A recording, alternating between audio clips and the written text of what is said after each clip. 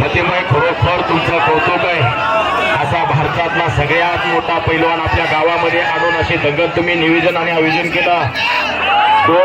दोन दिवसामध्ये असं आयोजन करणं एवढं सोपं नाही. थोडा ठाकूर कुस्ती पिछली पैलवान गरज आहे. कुस्तीमध्ये करा, बाहेर करू नका.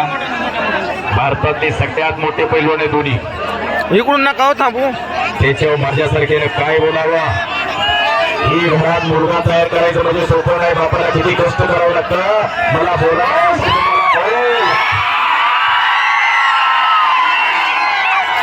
एकीने बोलायला लागला. भोला भोला पंजाबी म्हणतात.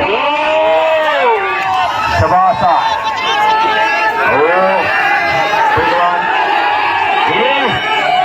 कुस्ती बघा, तोंडावरती बोट ठेवा जरा. पैलवान झालेला सगळ्यांना दिसतो, पण बापाचा केवढा मोठा संघर्ष असतो तुम्हाला माहिती आहे का? बापाला 10, 20 वर्ष राबवू लागले तेव्हा असं घरात एक तयार झालं.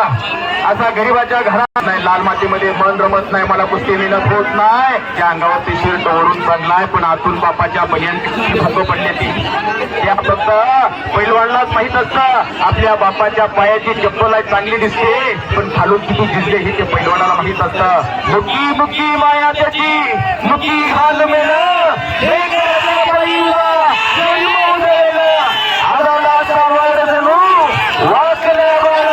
त्याच्या इना पाठवा जिनं रानुमाळ जिनं रानुमाळ गडीवर तू थांबला. ऐक त्याची धाफर ऐक त्याची धाफर असे हमाली करून भारतातला एका मालाच्या घरात आपलं मजदूर तयार झालं. सिकंदरनी कब्जा भक्कम केला.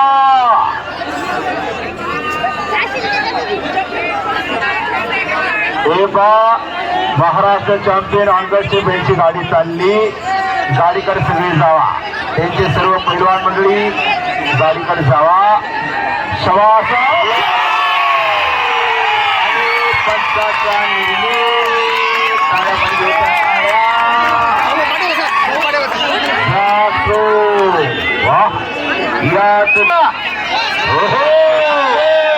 असं कुस्तीचं मैदान. आता मी प्रत्येक मैदानात सांगत असतो, याच्यापेक्षा सुद्धा अजून मोठं मैदान झालं पाहिजे. आता याच्यापेक्षा अजून काय मोठं मैदान घ्यायचं. ज्या मैदान सिकंदर शेख शेवटाला लढला त्याच्यापेक्षा कुठलं अजून मोठं मैदान पाहिजे.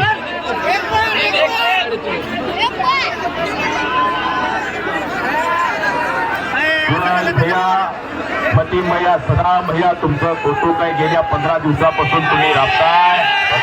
मुंबईत तुम्ही आलेला आहे. कुस्तीवरती तुमचं प्रेम आहे. एक युवा उद्योजक आहेत, पण कुस्तीवरती सुद्धा तेवढंच त्यांचं प्रेम. म्हणून 5 लाख रुपये इनामाची कुस्ती त्यांनी पुरस्कृत केली स्वतः.